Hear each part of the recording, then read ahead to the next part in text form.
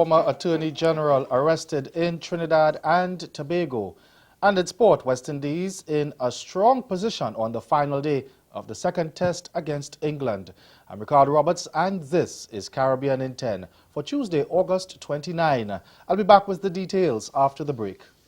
While the test cricket is a tough sell in other parts of the world, England can still largely pack out crowds for the longer format.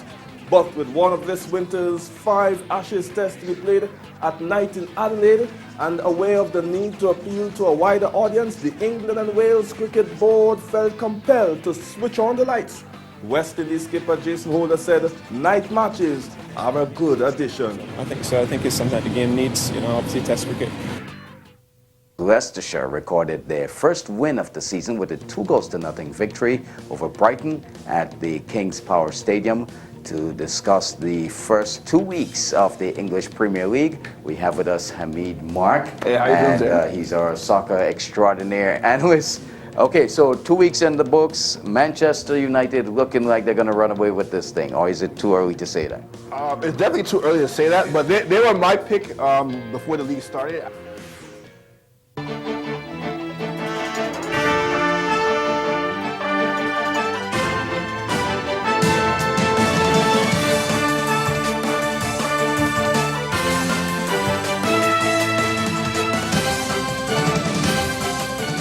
Former Attorney General in Trinidad and Tobago has been arrested for allegedly attempting to pervert the course of justice.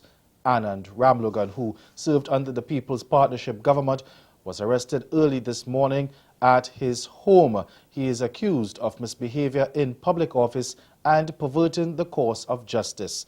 The arrest follows allegations made by Director of the Police Complaints Authority, David West, that Ramlogan tried to bribe him into withdrawing his witness statement in a defamation lawsuit between Ramlogan and Prime Minister Dr. Keith Rowley.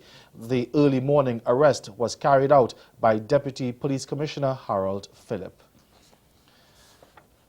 Still in Trinidad and Tobago, new Public Utilities Minister Robert Leigh-Hunt has had his appointment revoked less than 72 hours after taking up the post. The decision by Prime Minister Dr. Keith Rowley to ask President Anthony Carmona to revoke the appointment was taken because Leigh-Hunt, a former banker in Ghana, is a citizen of that African nation.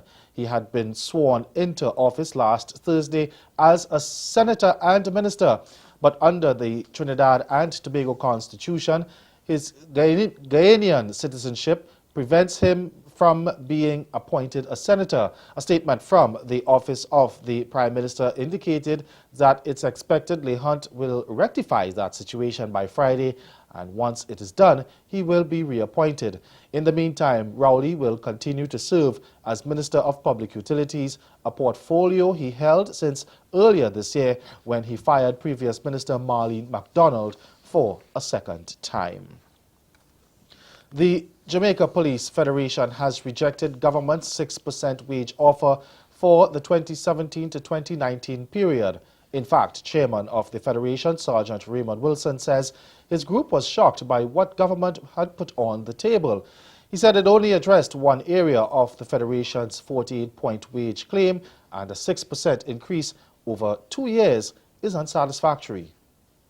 We are very shocked, we are very surprised that the government made no offer or any kind of improvement or addition on the other 47-point claim. We believe that the government either was not serious or was just not ready to negotiate with us, because we do not believe what the government came with is really what they want to offer our hard-working police officers. Wilson says the Federation has given the government 2 weeks to make another offer. We have asked the government to go back and think about what they have brought to us, and of course bring something that represents what our rank and file police officers truly deserve. They have asked for 3 weeks. We have indicated to them that 3 weeks may be too long, and so we're asking them to do it within 2 weeks, in which we'll get an opportunity to really and truly start the negotiation, because we do not believe that what they came with yesterday was anything concerning the beginning of this negotiation. It would only be a matter of days now before the Commission of Inquiry looking into an alleged plot to assassinate Guyana's President David Granger submits its report. Travis Chase of HGP Nightly News reports that the Commission will be ready by Thursday to present its findings following the inquiry into whether the police force did enough to investigate the assassination plot allegations. This revelation was made on Monday when Mr. Paul Slow, head of the Commission, spoke with Nightly News. Well, the report is to be, the extension was granted up to the 31st of this month, which is Thursday. And based on the work that has been done so far, we are going to meet that 31st deadline. We're just waiting now for the confirmation on when it is to be presented to His Excellency.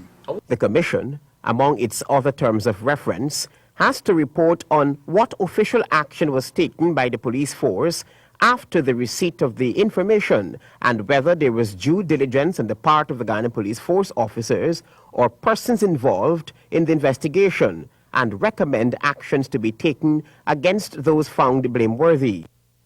Stay with us. Your Midday Sport is next. Set up on $1 Million Beach. Yes, that's right. I said $1 Million Beach. At first glance, I thought it got its name from the crystalline waters and the $1 Million view. But as I did some research, I found out that it gained its name because that is how much it cost to build many years ago.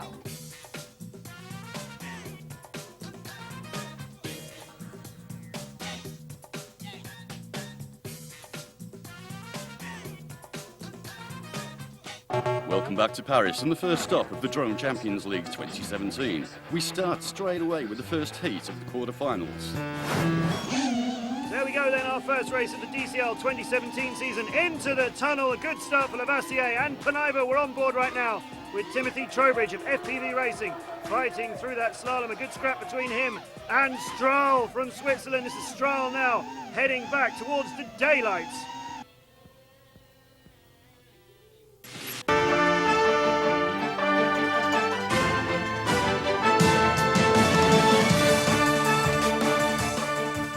High-class half-centuries from Craig Brathwaite and Shea Hope put West Indies in a strong position to force a result on the final day of the second test against England today, breaking the tea break, or during the tea break rather. The Caribbean side was impressively positioned on 199 for 3, requiring only 123 runs in the final session to beat the hosts for the first time in 17 years in a test in England. Now, Brathwaite's top scored with 95, barely missing out on his second century of the game when he perished in the penultimate over before tea, caught at slip, driving lazily at left-arm spinner Moeen Ali.